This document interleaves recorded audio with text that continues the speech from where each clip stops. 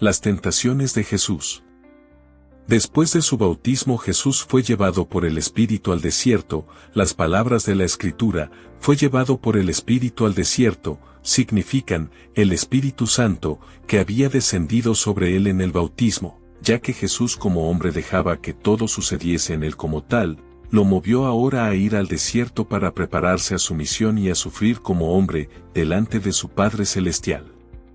Jesús oraba en esa cueva arrodillado, con los brazos extendidos a su Padre Celestial, para tener fuerza y consuelo en todos los sufrimientos que le estaban reservados. Veía delante de sí todos los futuros sufrimientos y pedía fuerzas a su Padre para cada uno de ellos. Tuve en esta ocasión cuadros de sus dolores y he visto que recibía fuerza, constancia y mérito para cada uno de ellos. Una gran nube blanca, del tamaño de una iglesia, se posó sobre él y por cada una de sus oraciones bajaban ángeles que tomaban forma humana, le honraban, le daban ánimo, consuelo y promesa de ayuda.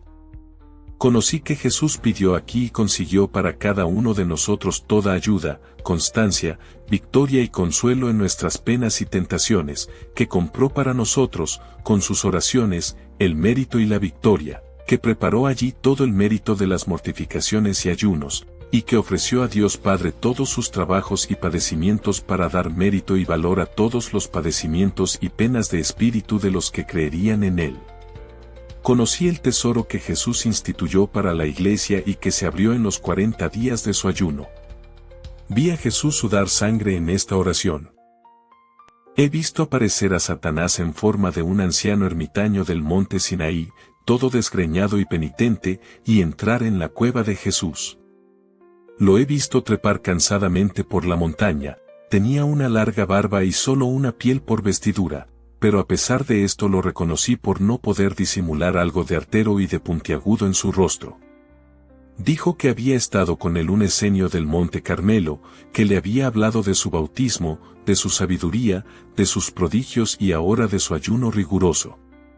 Por esto había venido, a pesar de su mucha edad, hasta aquí, para que se dignase hablar con él, que tenía también una larga experiencia en cuestión de ayunos y penitencias. Le dijo que ya lo hecho bastaba, que dejase lo demás y que él mismo tomaría una parte de lo que aún faltaba por hacer. Habló en este sentido muchas cosas, y Jesús, mirando apenas de un lado, dijo, «Apártate de mí, Satanás». Vi entonces a Satanás precipitarse como una piedra, desde el monte abajo, con estruendo, como un cuerpo negruzco. Yo me preguntaba cómo puede serle desconocido al demonio que Jesús era Dios. Recibí entonces una instrucción y conocí claramente el provecho grande para los hombres de que Satanás, y el mismo hombre, no lo entendiese ni lo debiese creer. El Señor me dijo estas palabras: el hombre no sabía que la serpiente que le tentaba era Satanás, por esto no debe saber Satanás que es un Dios el que salva al hombre. He visto en esta ocasión que Satanás recién reconoció la divinidad de Cristo cuando éste bajó a los infiernos a librar las almas de los santos padres. En uno de estos días siguientes he visto a Satanás aparecer en forma de un hombre de aspecto venerable y que venía de Jerusalén y se acercaba a la cueva de Jesús, que estaba en oración. Dijo que venía porque le interesaba mucho saber si él estaba destinado a dar la libertad a su pueblo de Israel. Contó todo lo que se decía y contaba en Jerusalén de su persona y añadió que venía para ayudarle y protegerle. Dijo ser un mensajero de Herodes, que le invitaba a ir con él a Jerusalén, ocultarse en el palacio de aquel y reunir a sus discípulos, hasta poner en orden su designio de liberación. Insistía que era conveniente que viniese de inmediato con él. Todo esto lo dijo con muchas palabras y por extenso. Jesús no le miró.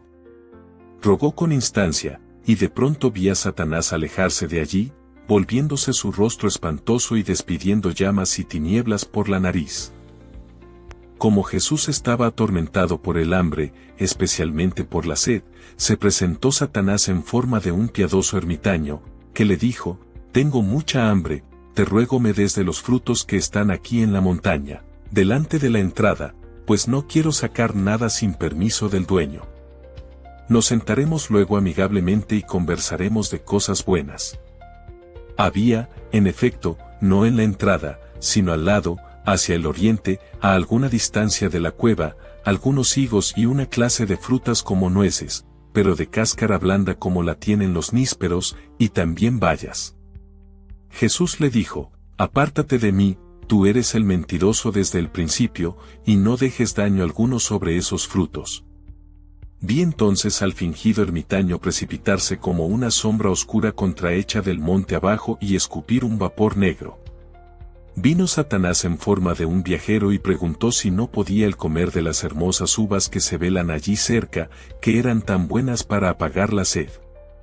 Jesús no contestó nada ni miró hacia el lado donde le hablaba. Algunos días después le tentó mostrándole una fuente de agua. Hacia la tarde del día siguiente vi a Satanás volar hacia Jesús, como un ángel poderoso, con gran estrépito. Estaba con vestiduras guerreras, como veo con frecuencia a San Miguel. Pero en Satanás siempre se descubre algo de repelente y de opaco, aún en su mayor brillo.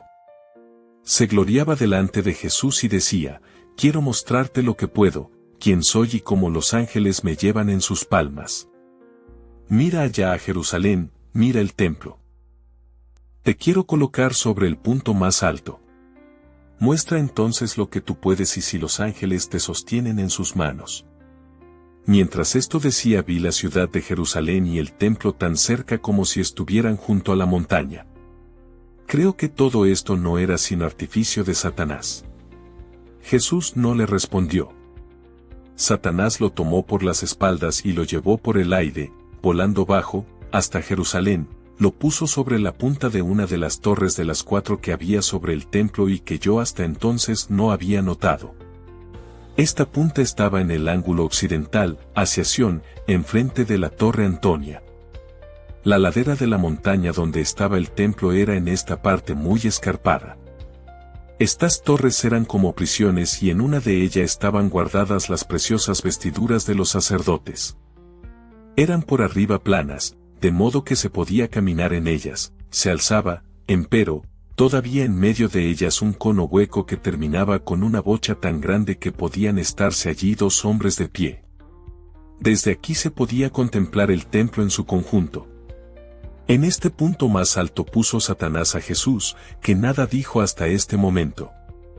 Satanás, entonces, de un vuelo bajó a tierra, y dijo: si tú eres el Hijo de Dios, muestra tu poder y déjate caer abajo, pues está escrito: mandará a sus ángeles que te sostengan en sus manos para que no tropieces en piedra alguna. Entonces dijo Jesús: está escrito también: no tentarás al Señor, tu Dios. Vino entonces Satanás todo rabioso contra él, y Jesús dijo: usa del poder que se te ha dado. Le tomó entonces Satanás de los hombros, y furioso voló con él a través del desierto, hacia Jericó. Sobre aquella torre cayó por la tarde luz vespertina del cielo. Voló en esta ocasión más despacio. Lo veía volar con rabia con Jesús, ya por lo alto, ya bajando, ya culebreando, como uno que quiere desahogar su enojo y no puede dominar el objeto de su rabia. Lo llevó sobre el mismo monte, a 7 horas de Jerusalén, donde Jesús había comenzado su ayuno.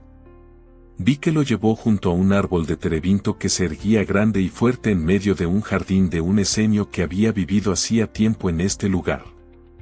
También Elías había vivido allí. Estaba detrás de la cueva, no lejos de la escarpada ladera. Estos árboles son picados y cortados en la corteza 3 veces al año y dan cada vez una cierta cantidad de bálsamo. Satanás puso a Jesús sobre un pico de la montaña, que era inaccesible y más alta que la cueva misma. Era de noche, pero conforme Satanás señalaba a un lado o a otro se veían los más hermosos paisajes de todas partes del mundo. Satanás dijo más o menos a Jesús: yo sé que tú eres un gran maestro y vas a buscar ahora discípulos para esparcir tu doctrina. Mira todas estas espléndidas comarcas, estos poderosos pueblos, y mira esta pequeña Judea. Allá es donde tienes que ir. Yo te quiero entregar todas estas comarcas, si tú te postras y me adoras. Con esta adoración entendía ese obsequio y esa humillación que era de uso entre los fariseos y judíos delante de reyes y de personajes poderosos, cuando querían obtener algo de ellos.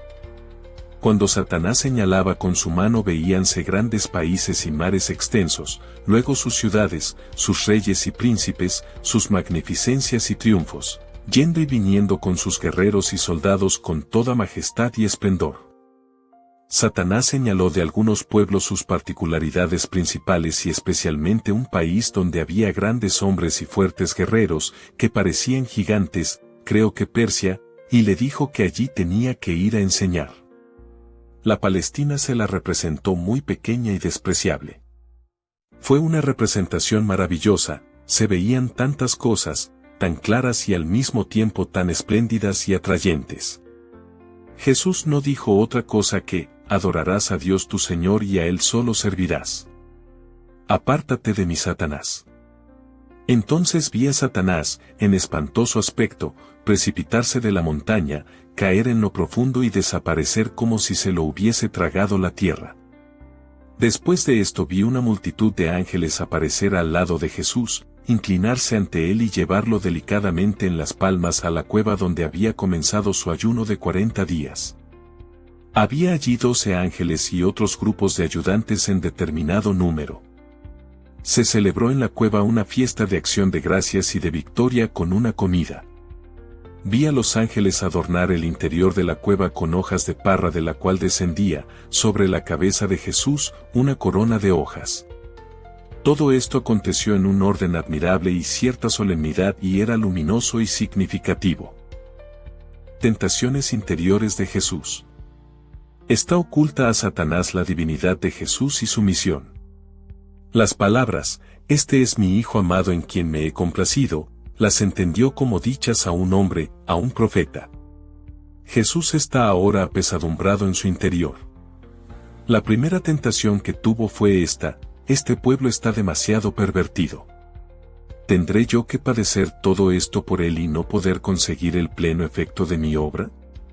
Jesús venció esta tentación, a pesar de prever todos sus dolores, con inmensa bondad y amor a los hombres. Jesús rezaba en la cueva, a veces de rodillas, a veces de pie y a veces postrado echado sobre su rostro. Estaba con sus acostumbrados vestidos, pero los tenía más sueltos. No llevaba la correa y estaba descalzo. En el suelo estaban su manto, algunos bolsillos y el ceñidor. Cada día era el trabajo de su oración diferente, porque todos los días nos conseguía otras gracias, y así veía que no volvían las cosas que ya había vencido. Sin esta lucha y merecimiento de Jesús por nosotros no hubiera podido ser meritoria nuestra resistencia contra las tentaciones ni posible nuestra victoria. Jesús no comía ni bebía, pero he visto que los ángeles lo confortaban y fortalecían. No había adelgazado por el largo ayuno, su rostro aparecía más pálido. En esta cueva, que no estaba en plena cumbre, había una abertura por la cual entraba un aire helado, y en este tiempo del año ya hacía frío y el día era nebuloso. El interior era de piedras coloridas, de modo que si hubiese sido pulido pudiera parecer pintado de varios colores. Los alrededores de la cueva tenían muy poca vegetación. Era tan amplia que Jesús podía estar hincado o echado en una parte de ella sin quedar bajo esa abertura. Lo he visto echado sobre su rostro. Sus pies desnudos estaban sangrando, heridos por las caminatas que había hecho, pues había ido al desierto con los pies descalzos. A veces se levantaba en pie, otras veces se echaba sobre su rostro. Estaba rodeado de luz. De pronto hubo adentro una conmoción y un ruido. La cueva se llenó de luz y apareció una multitud de ángeles que traían variados objetos.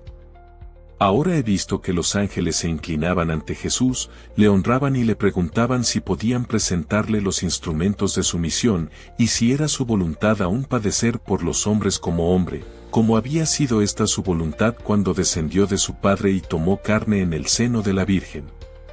Como Jesús renovase de nuevo su resolución, levantaron ante él los ángeles una cruz muy grande cuyas partes habían traído. Esta cruz tenía la forma que siempre veo y constaba de 4 partes, como veo también las prensas del vino. La parte superior de la cruz, que se alzaba entre los dos trozos de madera de los lados, estaba también aparte. 5 ángeles llevaban la parte inferior de la cruz, 3 ángeles la parte superior, 3 el brazo izquierdo y 3 el derecho, 3 llevaban el pedazo de madera donde descansaban los pies de Jesús, 3 traían una escalera, otro un canasto con sogas y utensilios, otro la lanza, la caña, los azotes, la vara, la corona de espinas, los clavos, los vestidos de burla, y, en fin, todas aquellas cosas que fueron causa de sus dolores en su pasión. La cruz era hueca, de modo que se podía abrir como un armario, y adentro se veía toda clase de instrumentos de martirio. En medio de ella, donde correspondía al corazón abierto de Jesús, se veía un entrelazamiento de figuras de tormento con los más diversos objetos. El color de la cruz era de sangre que conmovía. De este modo, todas las partes de la cruz eran de diversos colores, con los cuales se podía conocer los diversos dolores que debía padecer Jesús, y los rayos de estas partes iban hacia la imagen del corazón, que estaba en el medio. En cada parte había instrumentos diversos que indicaban futuros sufrimientos. Se veía igualmente en esa cruz vasos con miel y vinagre, otros con mirra y áloe, que se usaron después de la muerte del Salvador. Había además adentro una cantidad de bandas como cintas, del ancho de la mano, de diversos colores, donde había grabadas varias formas de padecimientos y dolores. Los diferentes colores denotaban distintos grados y maneras de oscuridad y tinieblas que debían ser iluminadas y transparentadas por los dolores de Jesús. De color negro aparecía lo que se daba por perdido, pardo lo que era triste, duro, seco, mezclado y sucio, de color rojo aparecía lo que era pesado, terrenal, sensual, y de color amarillo lo blando, demasiado delicado y cómodo. Había algunas bandas, entre amarillas y coloradas, que tenían que ser emblanquecidas e iluminadas. Había también otras bandas blancas, de un blanco de leche, con escrituras luminosas y transparentes. Esto significaba lo ganado, lo vencido, lo completado y perfeccionado. Estas bandas eran como señales y representaciones, la cuenta de todos los trabajos y dolores que Jesús tenía que sobrellevar en su carrera mortal, con sus discípulos y con los hombres. También se le presentaron al Señor todas aquellas personas que más le debían hacer sufrir, la obstinación de los fariseos, la traición de Judas y la crueldad de los judíos durante los dolores de su pasión y muerte. En todas estas representaciones yo veía la cruz de Jesús, como siempre, de 5 clases de maderas, con los brazos encajados adentro, con las cuñas debajo y un madero para descanso de los pies. El pedazo de madera para poner el título lo vi añadido arriba, porque no había espacio sobre la cabeza para ponerlo. Este trozo de madera estuvo sobrepuesto, como una tapa sobre un costurero. Satanás no tenía certeza ni conocimiento de la divinidad de Cristo, lo creía un profeta. Había observado la santidad de su infancia y juventud y la santidad de su madre, a quien nunca pudo llegar con sus tentaciones, pues ella no las recibía. No había en María ninguna materia por donde pudiese Satanás tentar. Era María la más hermosa virgen, pero no tuvo a sabiendas relaciones con ningún pretendiente, fuera de la elección que de ella se hizo en el templo por la señal de la vara florida. Le intrigaba a Satanás ver que Jesús, profeta según su parecer, no tenía los modos farisaicos y severidades de ley en los usos y costumbres con sus discípulos, lo tenía por un hombre, ya que veía que ciertas cosas exteriores escandalizaban a los fariseos. Como viera que Jesús se mostraba a menudo con celo, quiso tentarlo, como si fuese un discípulo que le quería seguir, y como lo veía tan bondadoso, lo quiso tentar en forma de un anciano débil y disputar con él como si fuese un esenio.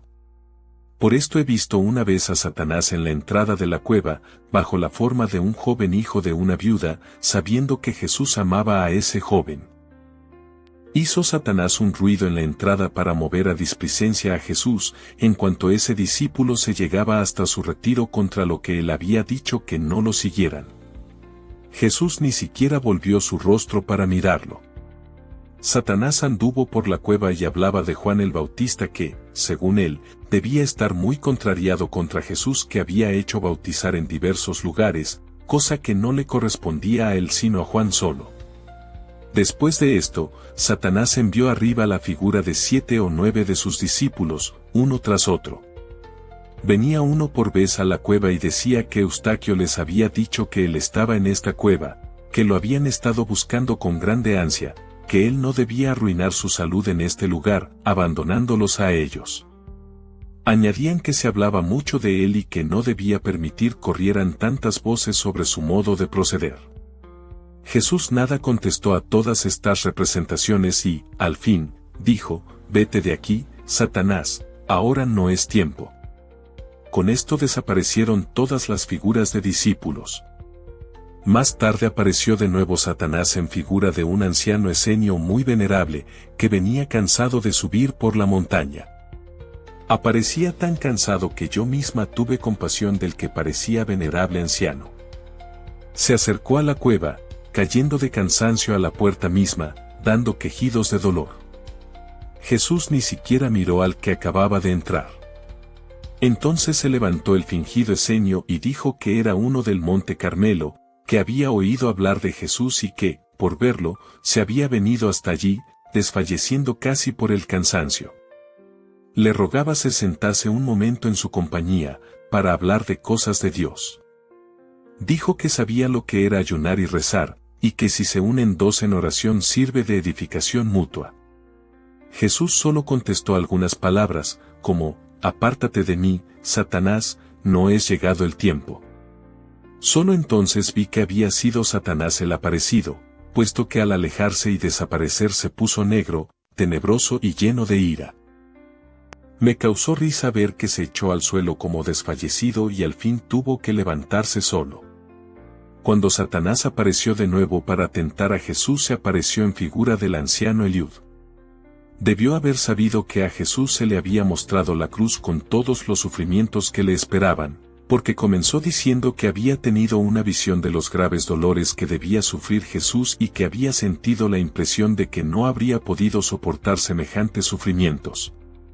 Dijo que tampoco podría estar ayunando los 40 días y que por eso venía él para verle de nuevo y pedirle que le dejase participar de su soledad y tomar sobre sí una parte de su promesa y resolución. Jesús no miró siquiera al tentador, y levantando sus manos al cielo, dijo, «Padre mío, quita esta tentación de mí». Al punto Satanás desapareció, lleno de rabia y despecho. Después de esto, Jesús se hincó para rezar, y al rato vi que aparecieron allí aquellos 3 jóvenes que habían estado con él desde un principio en Nazaret, que habían querido ser discípulos suyos y que luego le habían dejado. Estos jóvenes se arrojaron a los pies de Jesús y le dijeron que no podían tener paz y tranquilidad si no les perdonaba, se mostraron muy compungidos y contritos. Pedían los volviera a recibir y les dejase ayunar en su compañía, añadiendo que querían ser en adelante sus más fieles discípulos. Se mostraban muy afligidos, y entrando en la gran cueva, andaban con toda clase de ruidos en torno de él.